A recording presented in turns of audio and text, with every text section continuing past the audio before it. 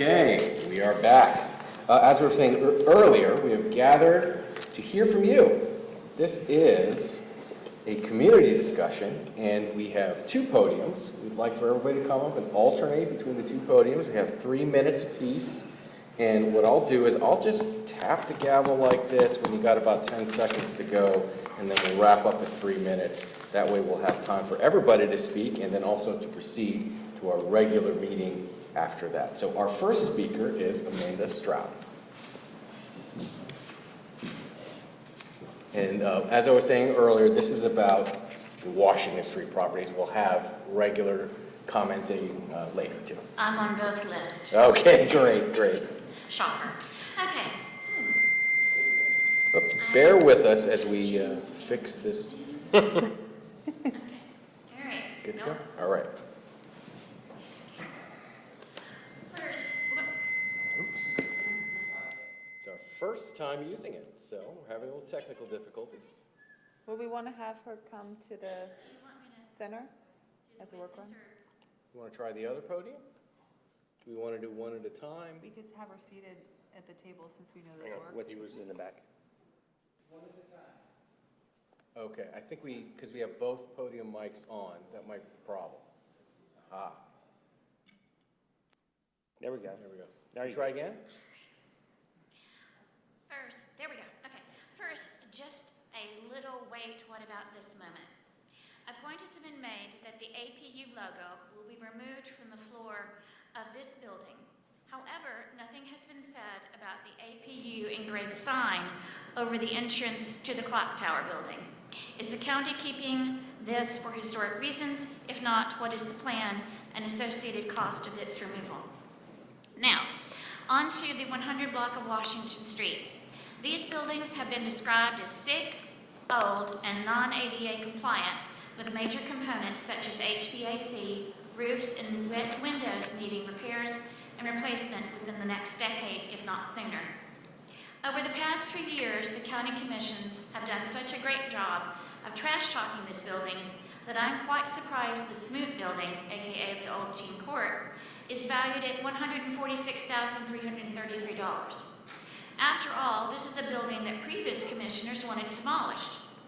The Mason building is valued at $1.99 million, and the assessor's mapping building is valued at $1.38 million. The county administrator made it clear that these are just generalized numbers, but the resulting 4.9 figure, and I'm using old numbers, was used in the "we can afford it" justification. Given such glowing terms for these issue-laden Class C, at least D-, properties, whom does the county think would want to buy them? And even if they could find a buyer who plans to say tear everything down, believe there is no way y'all would recoup anywhere near $4.9 million, and probably not even the county's assessed appraised value of $2.95. On a side note, what about the court buildings? There has been no mention that I'm aware of those buildings incorporated into the "we can afford it" justification. I find that very odd. True, the jail may be a hard sell, but the St. Margaret's building, aka the tax office and magistrate court, is the best building the county has in their portfolio. I do have a suggestion for the St. Margaret's building. Find a developer to turn it into workforce below market rate apartments. Thank you. Thank you so much. Our next speaker is David Tabb.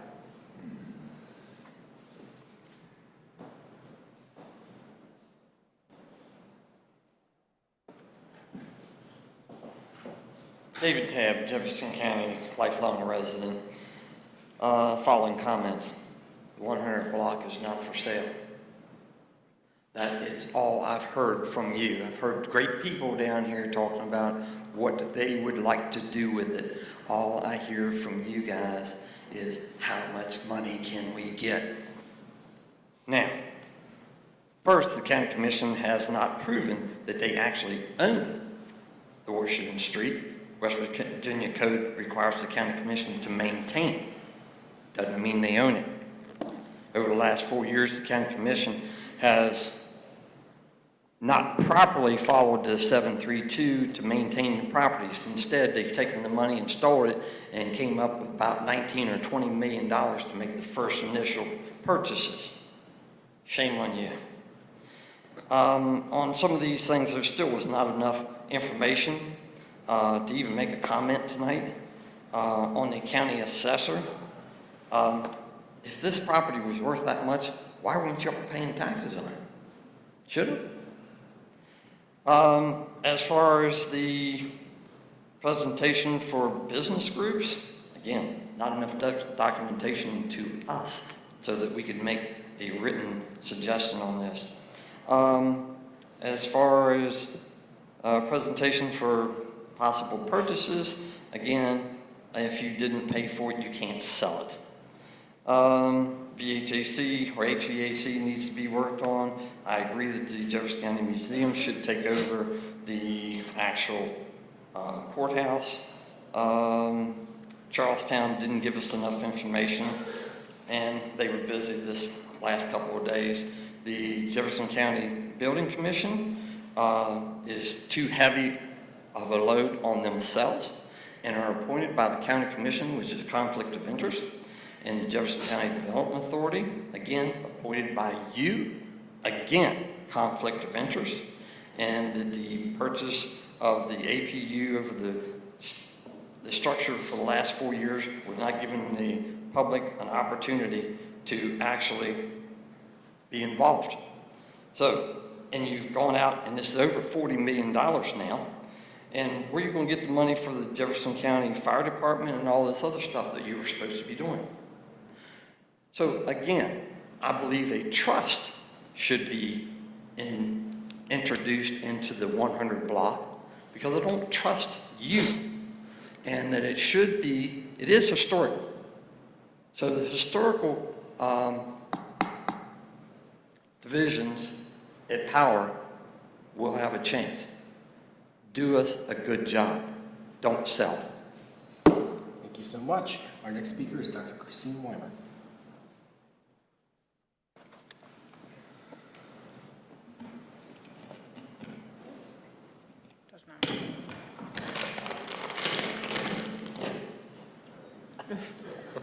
We're getting used to the mics up here too. Sorry about that. Was that you or me? No, that was us. Yeah, sorry about that. Okay, I'm reclaiming my time. Thank you for having us this evening, Commissioners, and thank you for having this event.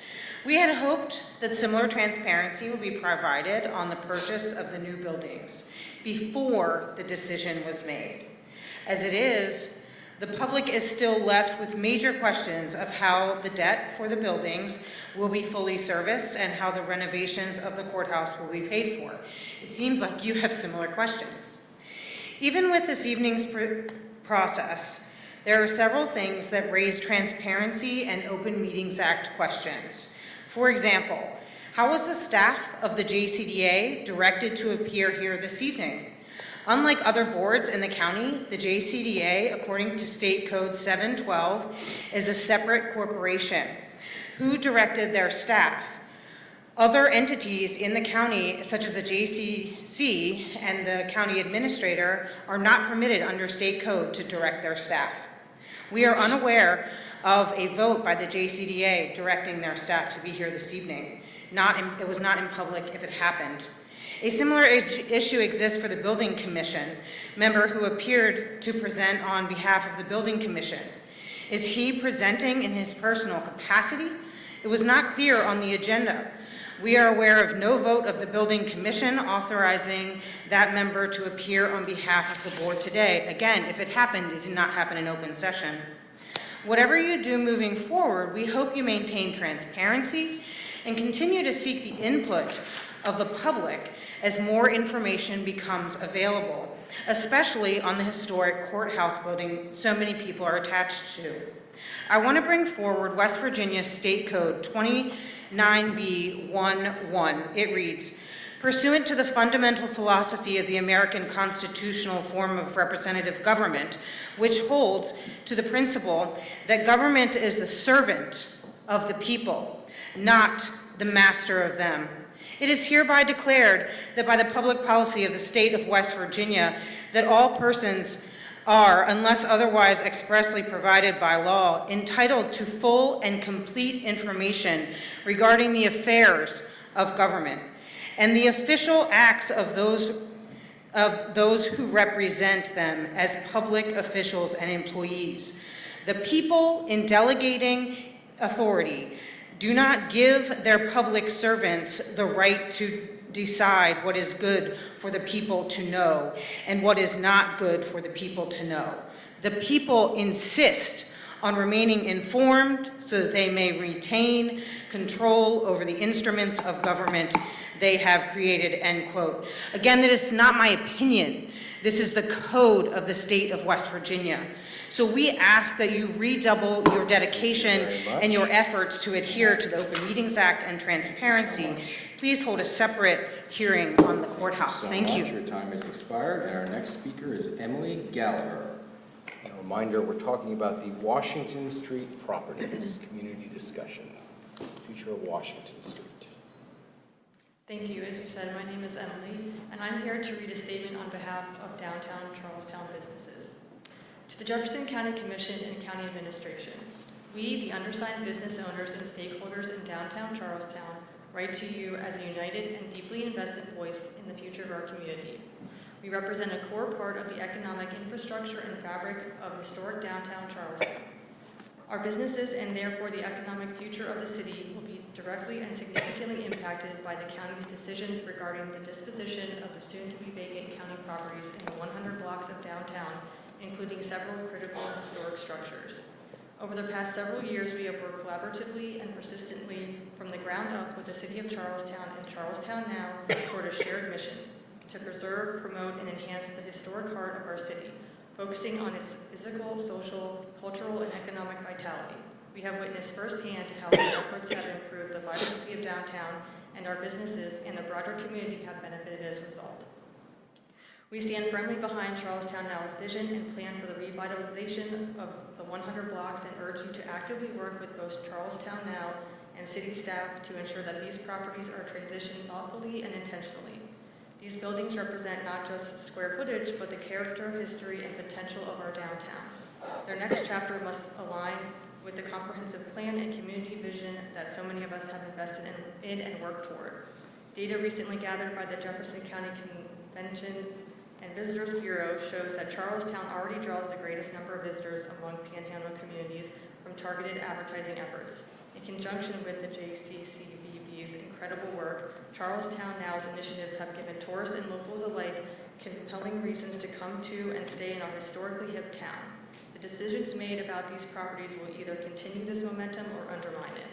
We respectfully implore you, please work with the City of Charlestown and Charlestown Now to ensure these historic buildings are placed in the right hands and contribute to the social, economic, and tourism vitality of our downtown for generations to come.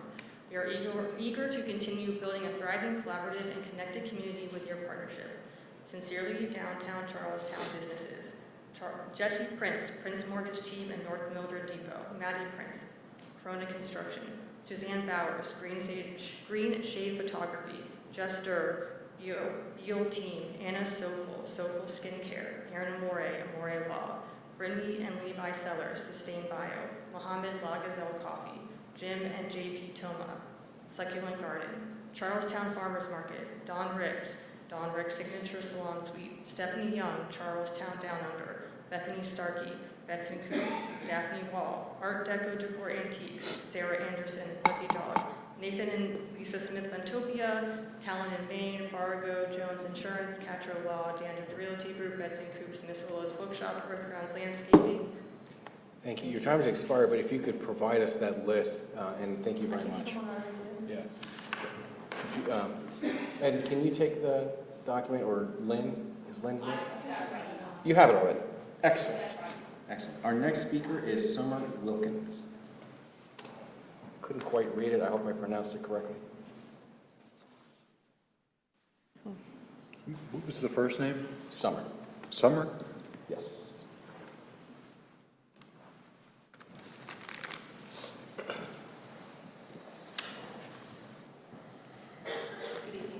My name is Summer Wilkes. Wilkes, excuse me. That's fine. My address is 119 North Lawrence Street. Most people know this property is the old Sheets Florist Building and the Charles Washington office. I purchased this property a year ago, and it's been very exciting to be an investor in downtown Charlestown. As I said, the property contains the old Charles Washington office, which I am in the process of restoring. People ask me what I'm going to do with his office, and I said, well, I'd like to restore it to the full glory of what the Charles Washington office was. This building is a priceless jewel.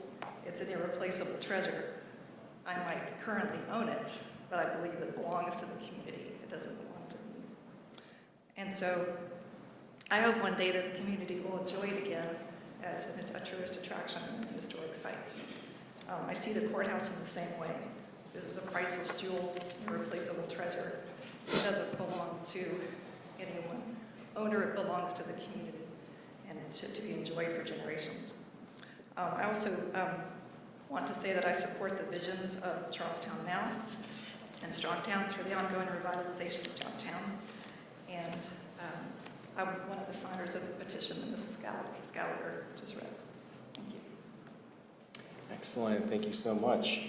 And we have a lot of folks in the audience who don't typically come to our meetings and may not have seen a sign-up sheet. So I just wanted to give you an opportunity, if you wanted to come up and speak for 3 minutes, that's why we're here. We're here to hear from you. And if we don't have anybody else, then we'll break for a few minutes and then start our regular meeting. Yeah, no, come on up, Councilman.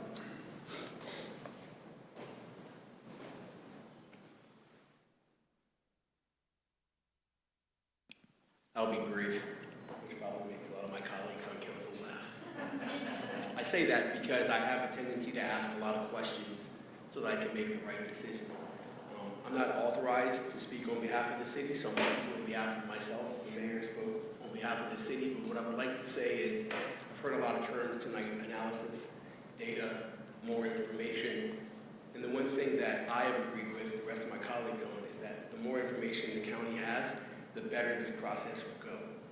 And the way we get more information is through a partnership, and so that we can get into those buildings, work with our contractor, and to get pro formas made, and to get a marketing study done, and to get marketing material made to maximize the value of these buildings and to make everybody happy. So I won't speak about ideas, I won't speak about great plans. I'll speak about information. I spent 20 years working in financial analysis, and so the more you know, the better. So I implore you, please, work with us to get the information. Thank you. Thank you so much. All right, last chance before we close the community discussion. Thank you so much to everybody for coming. Really appreciate your participation. We heard some great ideas tonight, and there's a lot to act on. Mayor George, thank you so much for being here. We'll be following up with you shortly. And this was terrific. Welcome to your new building. Thank you, everybody, and we'll reconvene with our regular meeting shortly.